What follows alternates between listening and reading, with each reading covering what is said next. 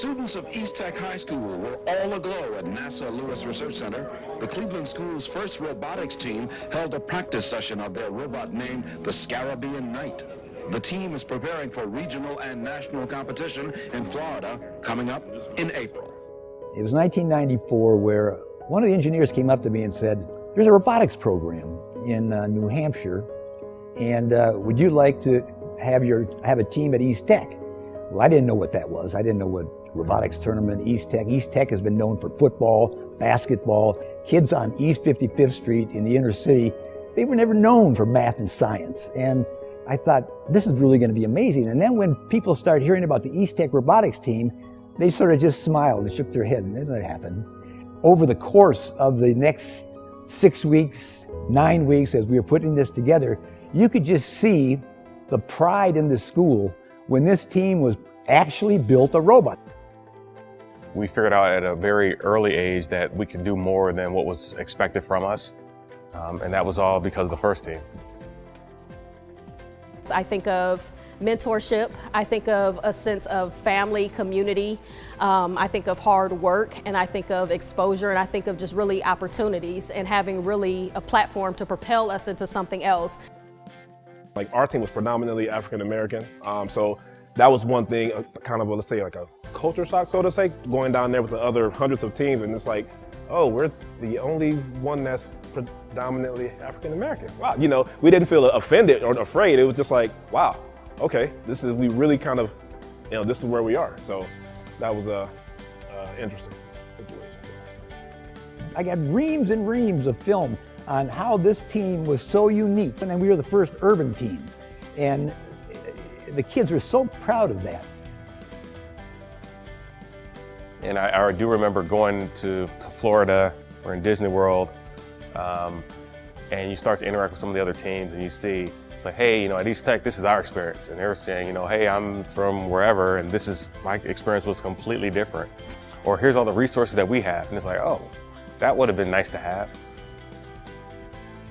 When you talk about Team 120, you have to really look at its first real big accomplishment, and that was back in 1999 when they won the National Chairman Award. And at that time, Team 120 was looked at as the miracle on East 55th, because that's where East Tech High School was.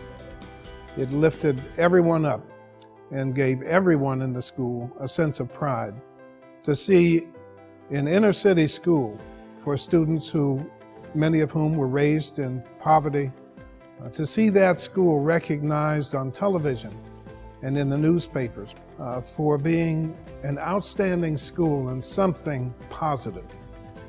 Anticipation, waiting for the Chairman's Award, like the buzz within the group, because we're all together near the stage, you know, it's just gave you chills, you know. I'm getting goosebumps right now thinking about it. So he said it like, you know, and this year's Chairman's Award winner is Team 120. And then that's what we all just realized, that's us. We ran up there. I mean, we ran like we had just won like a soccer championship, like just like the Golden Globe. I mean, it was amazing. Pretty soon scholarships started coming in. Going right down the line, all 15 of my seniors on that team got scholarships to major universities because they applied and they had the confidence to apply. And they knew what to do in applying because they weren't scared of it anymore. The Cleveland East Tech students walked away with the prestigious Chairman's Award, making themselves and Cleveland very, very proud. Congratulations to all of you. East Tech. East Tech looking good nationwide. Okay. Me too. I think I spent the rest of my life giving back, working with kids, trying to inspire. I won an award for community service from the Ohio State Bar Foundation. One of the big reasons why I still am involved in the community and do a lot of community service is because of all the people who did community service and were involved in the community when I was a kid growing up.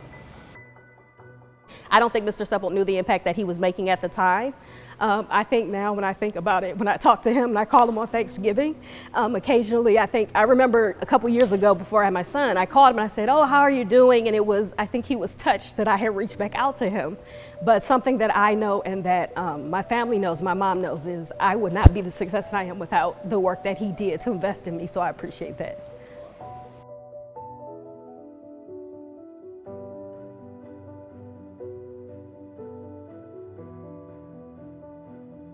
When I say First Saves Lives, that should be like a new tagline.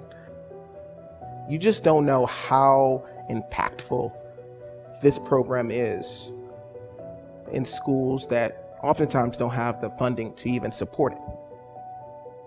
And so, First Saves Lives.